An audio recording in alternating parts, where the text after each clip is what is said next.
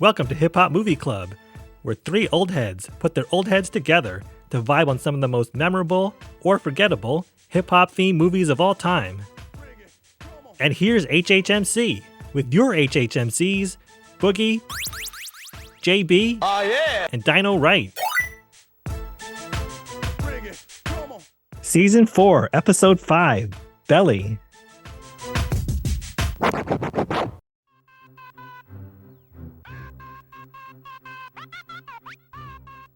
Written and directed by Hype Williams, released in 1998, and featuring DMX, Nas, Taral Hicks, T-Boz, and Method Man. We'll answer the question, will Tommy and Sincere find their higher calling, or will they remain in the underbelly of crime? In Belly, Tommy and his friend Sincere are real-life gangsters living large by dealing drugs and pulling armed robberies. The two butt heads a bit as they seek the higher meaning in life. Sincere grapples with balancing his occupational hazards with his role as husband to his wife, Tion, and his infant daughter, Kenya. He has a desire to also get in touch with his African roots and move his family to Africa and escape the thug life. Tommy doesn't want to hear that, and the two remain embroiled in the street life, rife with shady characters and danger. While Tommy is hired to kill a prominent minister, he has a religious awakening. But is it enough to humble him enough to leave the high roller lifestyle?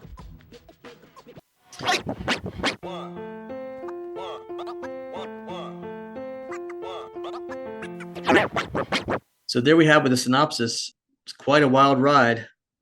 Boogie, you want to kick us off on your key thoughts about the movie Belly?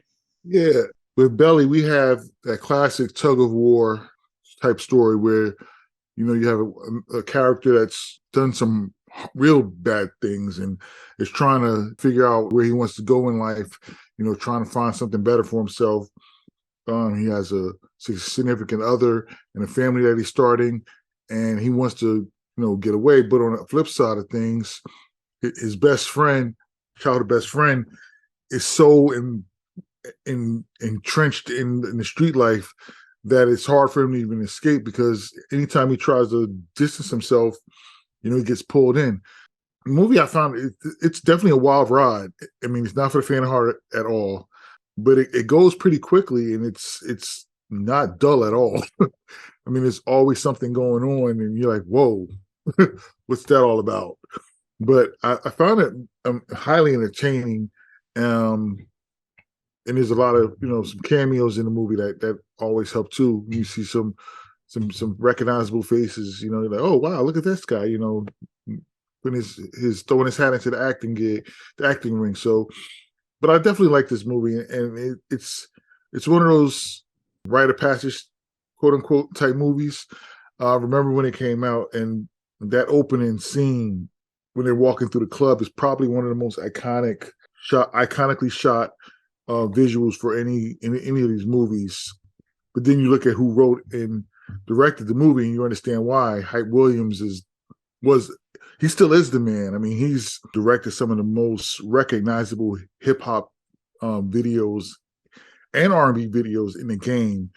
So that whole scene is shot as if it was one of his videos, and it shows. And every time I see it, no matter what's going on, I'm like, wow, he got that off.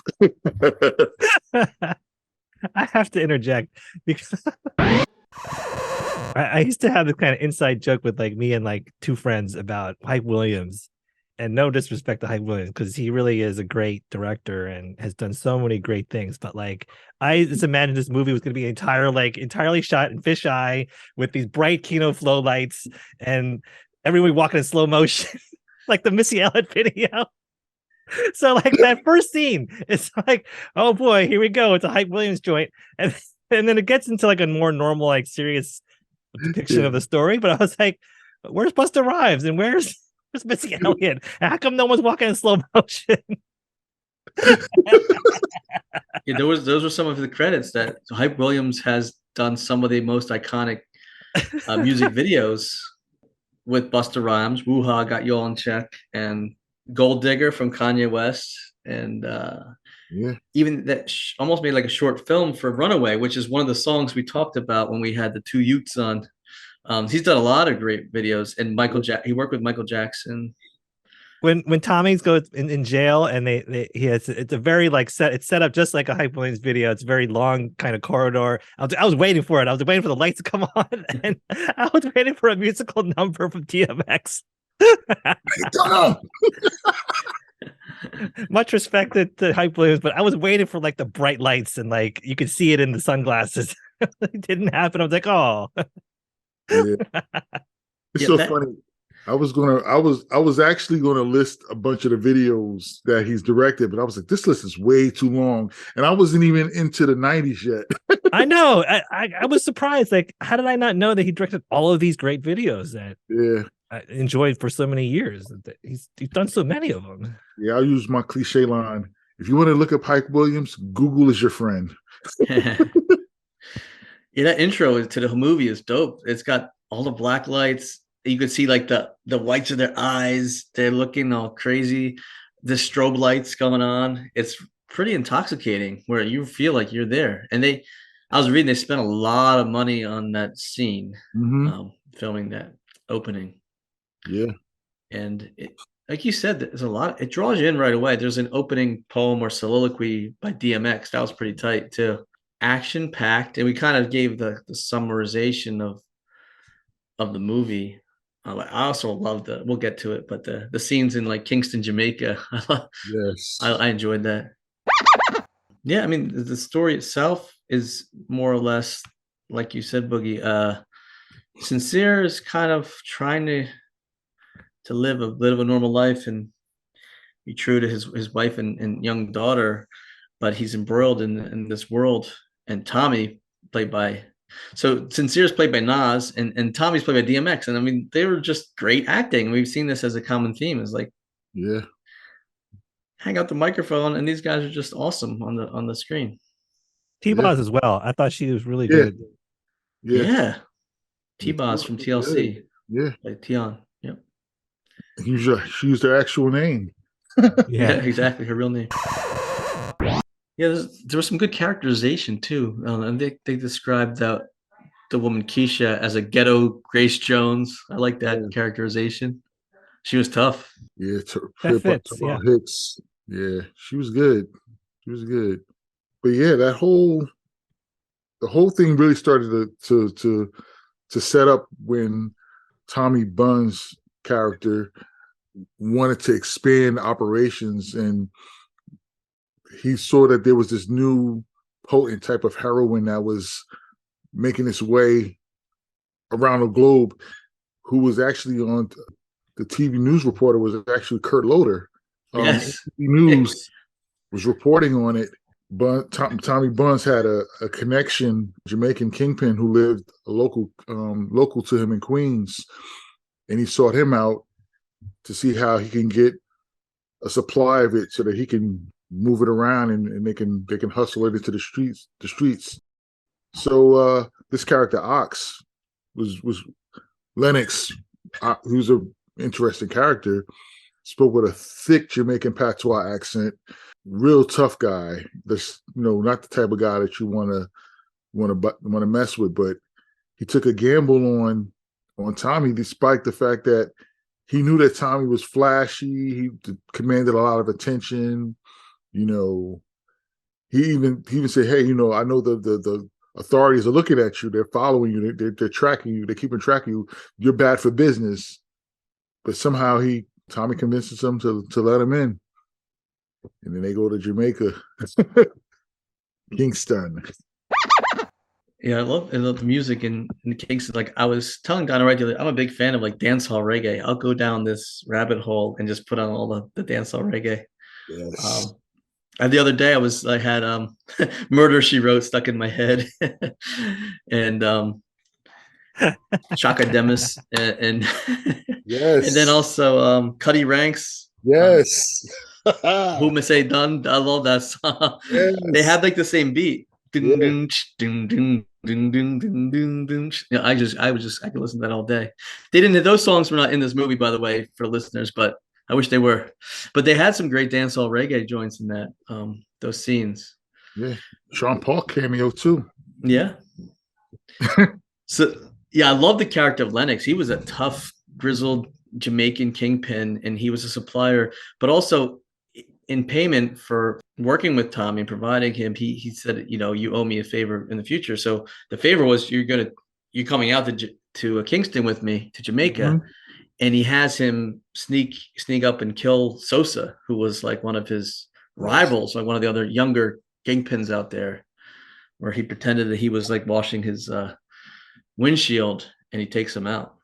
And Sosa was a pretty flamboyant character with his feather mohawk. Yes. Yeah, Tommy took him out. And I think, DynoWright, you would like that Lennox was watching the Jamaican soccer team. Yes, football. Football. By the way, DynoWright has a soccer themed podcast as well. Yes, a lot of podcasting. Yeah. Yeah, it was, these guys were like hardcore and they were abusive. And there was another guy in their crew named Black, and you could tell that he was jealous and bit put off by his treatment early on in the film. There was a scene in the one basement, and they kind of pushed him around, abused him. I think they made him strip down, and they really humiliated him. But that will come into play a little bit later on in the movie, where he seeks vengeance. Yeah. So basically, these guys, they set up shop in Nebraska to start moving some of this potent heroin. And one thing that they definitely were doing, they were taking away from the local entrepreneurs. And we come across the character of Rico. Rico didn't like that. And he dropped a dime on those guys and had the feds come in and raid their establishment. Most of those guys got put behind bars due to that tip that Rico put out on them. So that started a lot of the conflict right there, because now not only did they not sell what they were supposed to, but now they owe money on top of it. So now everybody's frantic, and then no one knows who, quote unquote, ratted them out to the feds. Everybody has a lot of animosity and on edge, and it starts to get really bad at that point. Yeah, I picked up on that too, and I think we saw that when we talk about Paid in Full, which was another episode. Is like you come into somebody else's territory and you start wholesaling or undercutting them. I mean, that's a bad scene, and not going to be very fruitful for you going forward. Fruitful for you. Yeah, you're going to stir things up. You're going to kick the hornet's nest. But I thought it was funny they go to, out of all the places they go to Nebraska. It's like Omaha. I'm thinking of Peyton Manning. Omaha. But it's like, I know Omaha has, I'm sure, like a urban center as we see there in the film, but I thought that was kind of odd. But hey, maybe it's kind of a little bit off the grid, and that's where they chose to go and expand their kingdom. But obviously you're in this world, and there's a lot of dangers that you're going to fall into a lot of danger, I should say. And at one point, with all the tips and everything, and then Lennox's home is invaded, and that scene was incredible, where all these intruders, he starts seeing them, he's flipping through the channels, he's kind of falling asleep or whatever, and he sees on his monitor the surveillance outside. And he kind of reacts and gets his gun and everything, and he takes out pretty much everybody. But then this female assassin up on the balcony in the shadows, jumps down and knocks him off. Yeah, Chiquita. That scene was very reminiscent of Scarface. Yeah. He was taking them all out, and that's kind of what happened with Scarface. The one guy came up behind him, and with him, he was taking those guys out, and she jumped down on him and behind him and took him out. Yeah, very similar to Scarface. Wasn't he watching Scarface? Were they watching Scarface in this movie? I feel like they're watching it in all these movies. Was it this one? I can't recall. I know it was in Paid in Full, definitely. Paid in Full, right? Okay, so I don't know if it was in Belly. Yeah. No, but yeah, that's right. Yeah. But there's other characters too. So there's a younger duo, Wise and the Kid. Wise and the Kid, yeah. They're the young thugs in training, and You kind of can tell they're going to be problematic later on down the road, and that does prove to be true. And Shamik, played by Method Man, Yes. yep, he has some jealousies and whatnot, and he'll come into play a little bit later also. Yeah, Shamik is kind of like he's kind of like knowledge is hitman. Because when that raid went down in Nebraska, one of Tommy and Sincere's crew members' knowledge was placed in jail, and as I mentioned earlier, tension started to rise because he's in jail and he really doesn't know how he got there. He's like, well, somebody must tip somebody off. So, in trying to cooperate with the FBI, he ends up calling Keisha, which results in her getting arrested as well. So now Tommy's like, well, what's going on? Like, why did you call her? So now, there's all kinds of animosity going on. But Shamik ends up taking out Rico in Nebraska. And now it's just kind of trying to hint at that, maybe he needs to go after Tommy as well. But Tommy's on the run. Nobody really knows where he's at other than Waz and the kid. Yeah, there's other like human aspect of it is that, Keisha, who was Tommy's girl, befriends Tian, who was Sincere's girl. And she's kind of like Keisha, has that gruff exterior, but deep down, she wants to be more like Tian, have a man that respects her and that kind of has aspirations to get out of that lifestyle. You see that Sincere was actually reading like some self-improvement books, and I was reading up on it, and some people thought it was like the Nation of Islam, trying to really like find that higher power. And then he also has, as I mentioned before, aspirations of moving out to Africa. So in fact, it was that Tian, I think, bailed out Keisha from prison, I believe. That's what it appear that way. Right, exactly. But things get kind of crazy, and arguments, jealousies, just like we've seen a lot of these. There was just a silly argument towards the end where Lakid and Wise are just going back and forth, and Lakid just in a broad daylight in a restaurant shoots Wise right there. And it seems that like Tommy was right there at the table with them, and I think he was just a little bit too intoxicated. He just stayed there until the cops came, and then that's why he got locked up, because he was kind of like implicated. Yeah, but the one thing about Tommy in that situation, he could have easily calmed that situation down, but he kind of instigated it as well. Like, he was the older guy, he was the OG. These two younger guys are basically your soldiers, for lack of a better word. You can kind of calm them down by saying, "Hey, calm down." But instead, he said, "Hey, you're gonna let him talk to you like that? You're gonna take this?" And ends up, escalate the situation where he could have easily calmed it down. But one thing, did you notice when Tommy was arrested that one of his aliases that he gave was Sincere? Did you catch that? I did. I caught that too. Yeah. I was like, whoa. Yeah. That was cold. It was cold. It's like I see some similarity, and that was DMX's character. Like his character and like some of the characters that Tupac played in some of the other movies we reviewed, like in Juice. It's like he turned total heel like that. Yeah. In some of the dialogue that they had when Sincere was hinting at like, I want to change. I'm getting tired of this game, and I want to, again, settle down. There's more to life than this game. I want to settle with my family. And Tommy, played by DMX, was just like, man, I'm trying to hear that. He's like, we're born to die. We just got to make money while we're here. Like, it was kind of reminiscent of some of Tupac's characters that we've seen in his films. And Sincere, actually, there was a nice scene too where there was that 12-year-old boy that he approached on the bench. This 12-year-old boy was like really hardcore into that thug life. Like really, he's like smoking cigarette, and he's just like talking about he had a gun, he's protecting himself and all this stuff. And Sincere was trying to tell him, I'm warning you about this lifestyle. You don't want to get caught up in this. You're young, you got a future ahead of you. You don't want to do this. Yeah, Sincere described him as 12 going on 20. Yeah. And he even spoke like he was much older than 12. Definitely. Yeah.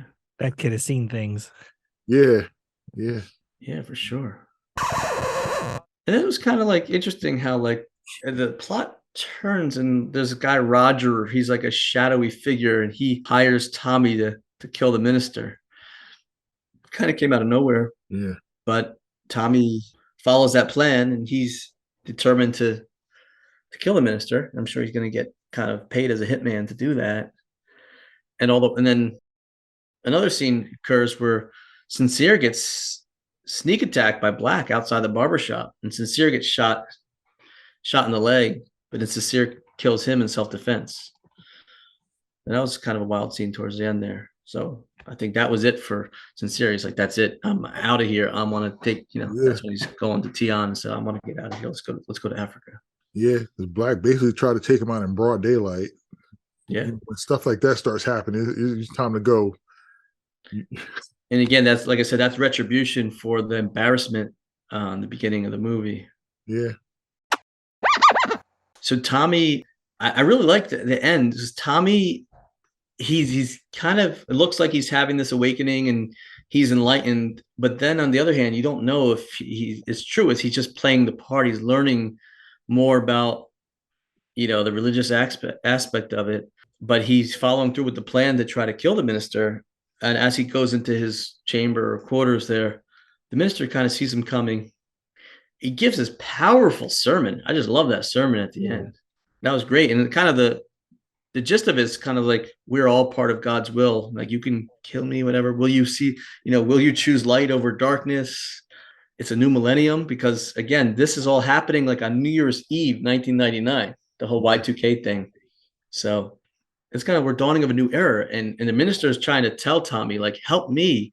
The streets are overrun with drugs, or the youth are just, they're poisoned by all this. And you can see the light, and you can kind of be a voice for the positive. Help me put an end to the evil on the streets. What are you going to choose? And that was powerful. Yeah. Powerful. Exactly. So I was like, wow, what's going to happen? I really didn't know. And that scene with the sermon is actually kind of juxtaposed with Shameik attacking Keisha at the same time. So it's going back and forth. I thought that was pretty well done. Yeah. Yeah. They Knowledge and Shameik come up with a plan and said, we got to try to root Tommy out. So the one way we could root him out is if we go after his girl. So they figured out where Keisha lived at, and Shameik went to take her out, but she put up a fight. Yeah, so actually prior to that, we forgot to mention, Shameik had invaded Sincere's house looking for him. That's and right. Tion had pulled a gun on him, and Shameik backed off. However, it may have been Shameik acknowledged, I'm not sure, but Shameik backed off, right? But now this scene, now at the very end, attacking Keisha, literally pushing her physically. She turns the table on him and shoots him in the face. And I was like, good for Keisha. Again, that's all juxtaposed with this climactic ending. And then some of these guys bust in the scene there, and then Tommy does drop the gun and hugs the minister. So he actually, quote unquote, sees the light. Yeah. But the interesting aspect of that interaction was that the minister somehow knew that there was a plot to kill him. So he had his normal entourage leave him alone for, I think he said 15 minutes or 20 minutes or whatever, so that he would be alone in his chambers when Tommy walked in, not even knowing whether or not Tommy was going to kill him or not. That's what you call walking by faith right there. Yeah. Man, somebody's trying to kill you and you're just going to, like, you know what? Yeah, leave me alone. I'll deal with him. Wow. A lot of faith. Yep. Yeah. Sure. Yeah. So yeah, I mean, that was the climax at the end. Powerful, very powerful movie. There was a parallel to Boys in the Hood, right? Doesn't Furious Styles convince? Yeah, yeah. Doesn't he convince him to drop the gun? Yeah, right? Yeah. So there, I felt the callback to that, and it's funny because we just put out that episode of Boys in the Hood. Like, oh yeah, that's right. Echo. Yeah, absolutely. Yeah. Yeah, I see a lot of common themes through these quote unquote either hood or gangster type movies. There's a lot of these common themes: jealousy, envy, trying to reform yourself or get out of that world and being drawn back in. And yeah, that was a good callback. You mentioned the character Roger, and I was like, we might mention this later, but Frank Vincent, they got Frank Vincent to play a character, and you don't see him. Why didn't we see him? I was like, that's a strange choice. Like, who is Frank Vincent? What else was he known for? I'm not too familiar. Oh, he plays a lot of like Italian gangster roles. Okay. But, like, it's Frank Vincent. Like, you don't even see him. He totally hit him from the movie. Yeah, it's almost like he's blurred out. Yeah. Yeah, I didn't even. I thought that was a strange choice, but what do I know? I'm not Hype Williams. Yeah, I didn't realize that was. Like, I don't even think I realized that was him until I was watching it this time. I'm like, wait a minute, that's Frank Vincent. You don't see his face too clearly. Like, wow, like he's got a very recognizable face. So Frank Vincent's the guy who tells Joe Pesci's character in Goodfellas to get a shine box, which is my favorite like put down of all time. Yes. Okay, I got you now. Yeah. It's funny. I'm looking up his image now on like Google or Wikipedia. He reminds me of a Mike Francesa, the New York sports radio announcer. I never said that. I never said that. I never said that. Had roles. He's had roles. I forgot who he played in The Sopranos. He's been in a lot of the movies, though. It's funny. I was reading that DMX's character Tommy was named after Joe Pesci's character in Goodfellas. That's why they named him Tommy. Right. Tommy. In The Sopranos, he was Phil Leotardo. Yes. Yes. Gotcha. Yeah, there's a lot of like little fun tidbits here, different connections with other movies and things like that. Taral Hicks, that plays Keisha, played Jane in The Bronx Tale. Bronx Tale. Yeah. Mm-hmm. Yes. And the minister that we reference was played by Dr. Benjamin Chavez, who was executive director of the NAACP from 93 to 94. And it said the fact was he was the youngest person to ever serve as the executive director of the NAACP. So that was pretty cool. We mentioned T-Boz Watkins from TLC, Method Man. Mm-hmm. And they said his name Shamik came from the introduction of the Seventh Chamber from Wu-Tang Clan's 93 album, the debut album, Enter the 36 Chambers. That was in that, yep. Yeah. Had a little cameo from AZ, Nas's firm compadre, who was actually outside of the barbershop. Sincere walked out, and Black approached to assassinate him. AZ's, had a baby, and time to walk away. But and mentioned Sean Paul. Oh, I thought that was him. I was like, it looks like Sean Paul. Yeah, that was Sean Paul. I didn't look it up afterwards. Sean Paul. I'm glad you cleared that up. Sean Paul. Give it to me. And I recognized the other guy, but I couldn't figure out who he was. So I recognized the song. I was like, oh man, I can't think of the song. And then it was off, and I was like, oh man. But yeah, that was him. But Taral Hicks, she's actually was a singer. She was a singer before she even got into acting, and she was signed with Motown, and she released an album. And Hype Williams was actually the director for one of her the videos to one of her singles, Silly, which was a remake. But shortly after that, he cast her in Belly. And really, to go another degree down, the video for Silly is in the movie. So it's playing in the background. Didn't notice that. One of the scenes. Okay. Yeah. So one of her actual music video was playing in Belly. Yeah. I like Taral Hicks. She lives in New Jersey. She's a school teacher. Oh wow. Yeah. Did not know her and her husband and her son. And we talked about all of the videos that Hype Williams directed. I was looking up the guy that played Lennox, and his professional name was Louis Rankin, or real name was Leonard Ford, and he was a Jamaican dancehall reggae artist as well as an actor. And this was a huge role for him. Obviously, he tragically died in a car accident in 2019. Oh wow! Yeah, he was 65 or 66. They didn't have his actual exact date of birth. But he was pretty big. They called him the original Don Dada. Don Dada was a term used by other dancehall reggae artists like Supercat. Yes. Don Dada is a good song if you want to look that up. Yes, it is. It's a great song. Yeah. I love when he was saying that. And he's like, you know who I am? I'm the original Don Dada. Yes. Exactly. I knew that sounded familiar. Yep. Yes. Mhm. Let him know, Ox. Let him know. Oh, man. Supercat has some big hits back in the day. Yeah. Yeah. Oh, big one that I forgot. I was scrolling up through my notes. When they were showing the opening, did you catch the street sign that went by? I didn't catch Oh, Linden Boulevard. Linden Boulevard. Yeah, okay. yeah. I was like, yes. it. Which factors in a lot of rap songs. Got to reference ATCQ. Yep. The rhyme. Linda Boulevard, represent, Tribe Called Quest, represent. Yes. Speaking of the 90s, I appreciated the all the 90s fashion, like NYC and Averex and Echo and Woo Wear. Yes. Certainly it looked like a period piece. Preserved, yeah. Who out there still has Echo?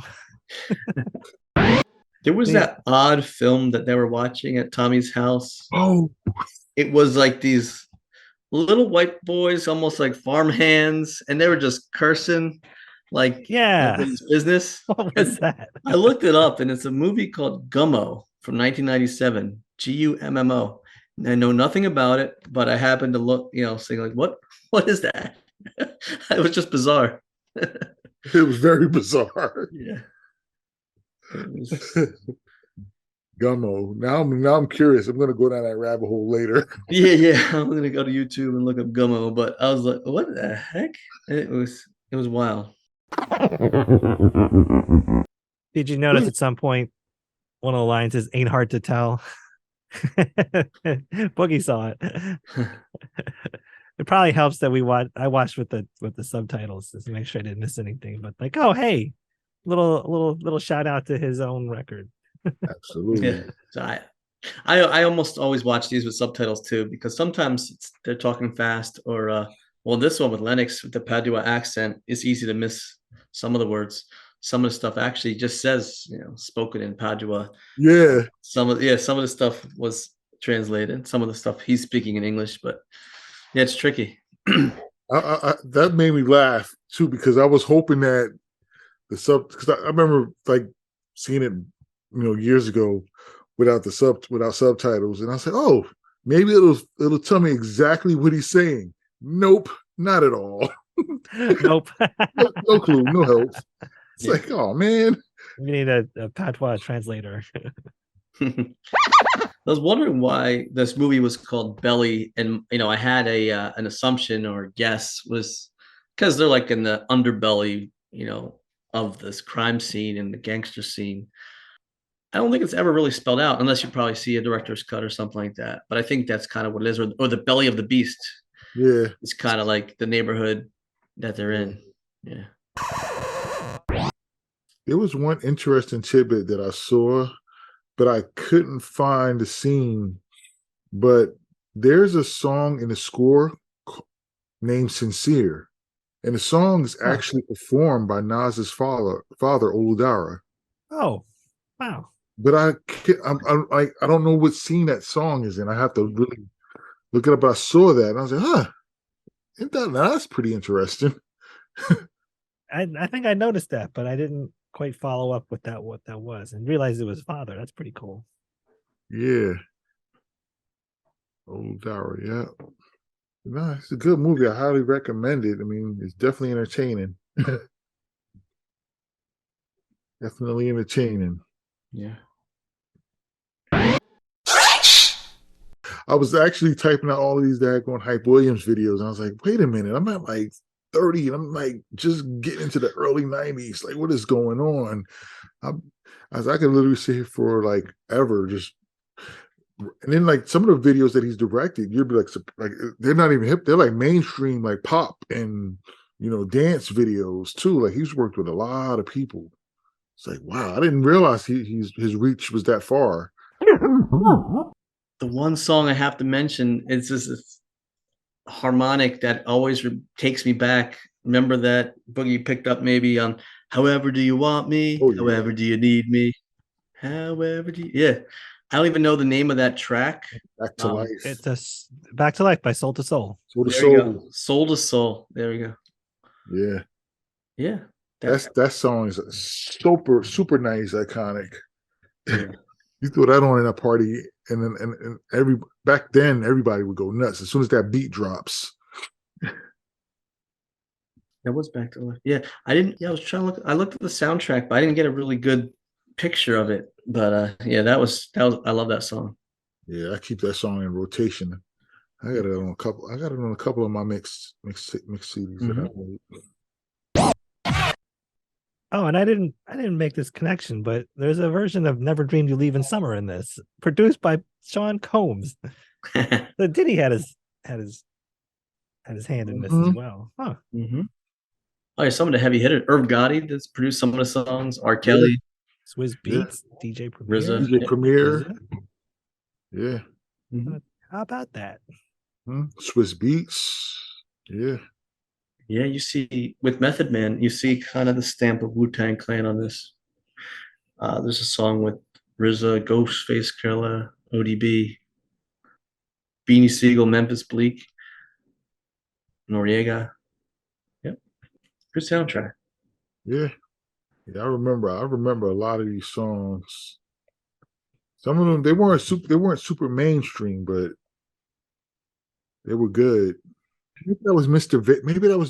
Vegas that was with Sean Paul. So I'm looking at the track listing and I see Top Shotter and I'm like, yeah, that's the song I was playing. And Sean Paul and Mr. Vegas. Maybe that was Mr. Vegas. It was or it could have just been a hype man, but that was definitely, yeah. Maybe that's the song I was playing when they were in Kingston. I remember that song. Here comes the boom. Here comes the boom. Yeah, stuff.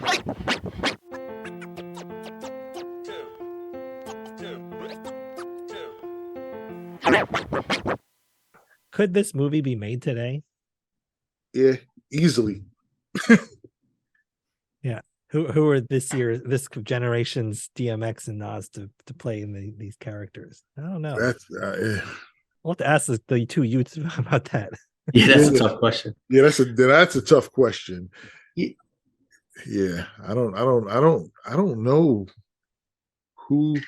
Well, Kendrick Lamar is pretty charismatic. J. Cole, perhaps. I mean, I would say Kendrick could play the role of Sincere, somebody that has maybe Lil Wayne or ASAP Rocky, someone that looks like a little bit rugged. Rocky. Yeah. Or Wiz Khalifa. Man, somebody could play Tommy. Yeah. Listeners, who do you want to cast in the Belly remake if it ever happens? Yeah, that's a good question. But I definitely think the storyline is definitely you can just drop that right in. Yeah. That doesn't have to be a period piece. Yeah, the same conditions exist for a movie like this. So right. Yeah. Definitely. Yep. All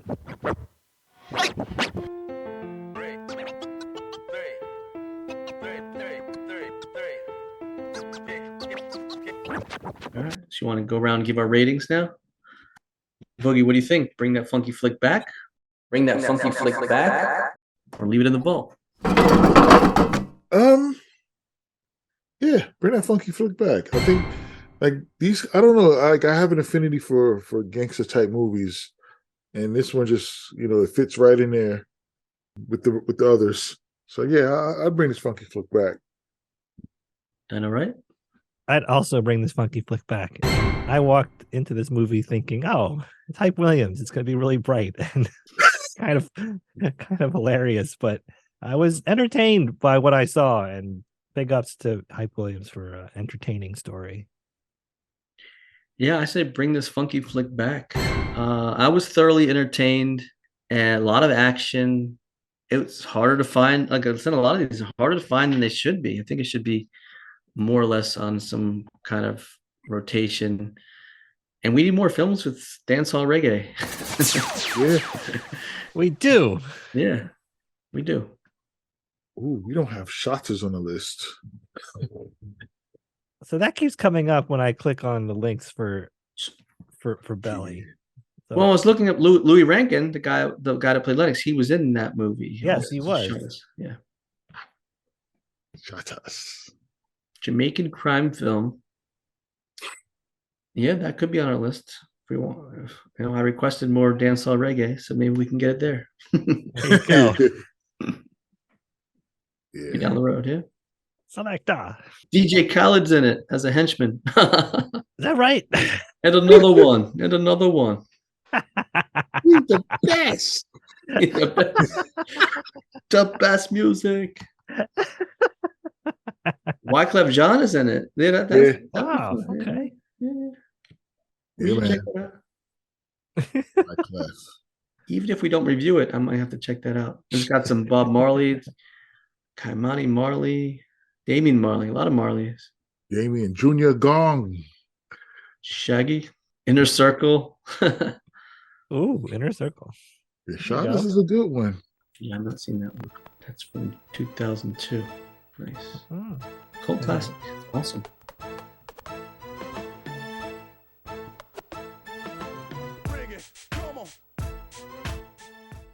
Hip Hop Movie Club is produced by your HHMCs, JB, Boogie, and DynoWright. Theme music by Boogie.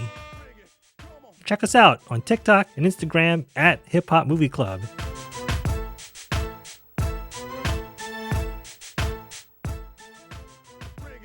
On the next episode of the Hip Hop Movie Club podcast, your HHMCs will review Straight Outta Compton. It drops in 2 weeks. Subscribe today in your favorite podcast app, and you won't miss it.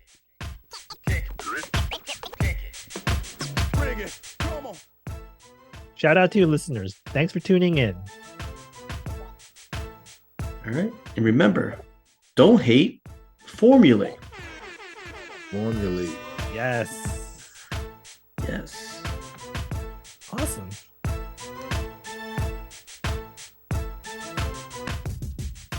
Shout out to Bejeweled. Thanks for your support, holding it down in the Green Mountain State. Shout out to Brain Freeze Trivia in the Lehigh Valley. Check out the Instagram, brain_freeze_trivia_time. That's Brain Freeze Trivia time on Instagram.